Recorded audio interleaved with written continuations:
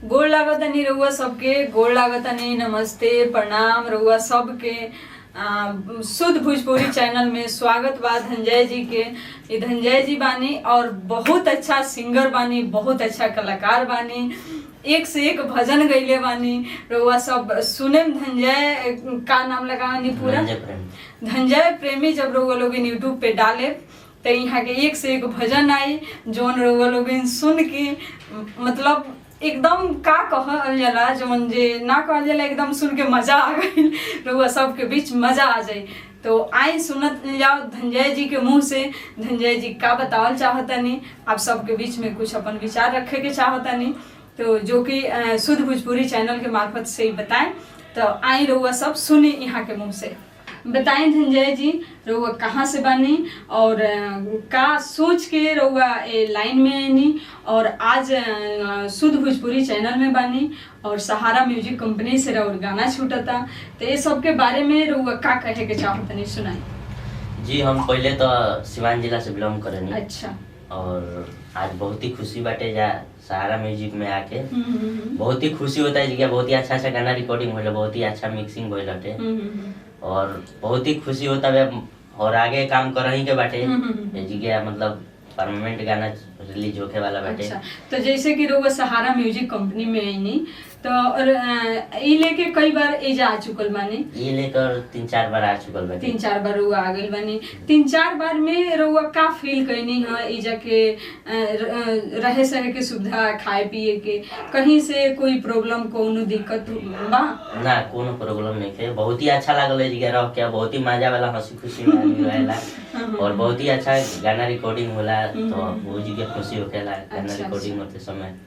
और बाकी जैसे कि रउआ अभी कहाँ रहतनी और काम विशेष का करतनी, ये सब के बारे में कुछ अपना पब्लिक के बताई ताकि पब्लिक रउआ के ज्यादा से ज्यादा अपन आशीर्वाद प्यार रउआ पे बनाए। जी अभी तो हम फिलहाल में उत्तम नगर रहेंगे। अच्छा अच्छा। उत्तम नगर विकासपुरी में रहेंगे और उत्तम नगर से जी आगे चल के चलिए अच्छा बात बा। तो सिंगिंग लाइन में रउआ कैसे घुस गई? सिंगिंग लाइन में बहुत शौक था मेरे को, बचपन से शौक था कि मतलब पहले जाते थे हम लोग स्कूल तो गाना गाते थे। अच्छा, बैठ करके घंटा गाना गाते थे तो बहुत ही मतलब मन किया दिल्ली में आया तो फिर सोचा कि क्यों नहीं गाना गाते हैं, तो फिर हम यहाँ आया, अपने प्रोजेक्ट चालू किया। तो भोजपुरी गाना रउआ बहुत अच्छा लागेला? जी। अच्छा चलिए, तो ये बानी धनंजय जी और यहाँ के भोजपुरी गाना बहुत अच्छा लगेला और यहाँ के गाना बहुत वायरल भी बा। जैसे कि रउआ सबके बतैनी है ये बानी धनंजय जी और यहाँ के बहुत ऐसा गाना बा जौन वायरल भइल बा और लोग एकदम सुनेला ना तो एड़ी से लेके बड़ेरी तक झंझना जाला। तो रउआ लोग यहाँ के गाना सुनी और आई यहाँ के मुँह से सुना तानी जे जब गाना गावे नी तो यहाँ के का फील होला और का सोच के लाइन में आइल बानी, यहाँ के मुंह से सुनल जा। तो बताएं धनंजय जी, रउआ गाना गा के का फील करेनी? बहुत ही अच्छा फील होला हमरा, बहुत अच्छा फील होला, बहुत ही खुशी होला। अच्छा, जब गाना रिकॉर्डिंग करेनी चाहे जब रियाज करेनी तो बहुत ही खुशी होखेला। अच्छा, तो जौन भी रउआ गाना गावेनी तो बहुत ऐसा सिंगर लोग बानी जिनकर घर फैमिली सपोर्ट ना करेला, तो रउआ लगे ऐसा कोनो बात नहीं है नु? ना ना, हमारा ऐसा नहीं, हमारे सब जगह से सपोर्ट मिलेला। अच्छा, अब कैसे रउआ लोग आगे नहीं, अब रउआ लोग के सपोर्ट ही सपोर्ट मिलता है। बिल्कुल बिल्कुल ऐसे हर जगह। अच्छा, तो बाकी जो भी हमार नया सिंगर लोग बानी जे लोग ए लाइन में आवे के चाहतनी, वो लोग के बहुत लोग कहेला से मीडिया लाइन अच्छा लाइन ना होला, उमे ना जाए के, ई सब नचनिया भजनिया के काम है ना करे के चाहिए, तो ए पर रउआ का विचार अपन रखे चाहतनी? ये देखिए, ये हर इंसान की अलग अलग बात है, अलग अलग सोच है।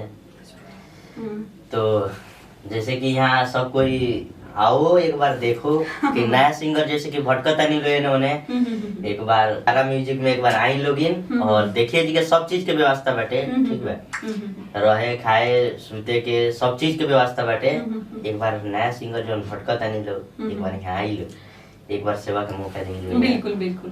तो ई बानी यहाँ के तो नाम बतैले ही बानी, फिर से बता देता नी, ई है धनंजय प्रेमी और भोजपुरी के बहुत बड़ा कलाकार तो ना कहम, लेकिन हाँ आए वाला समय के बड़ा ही कलाकार बानी।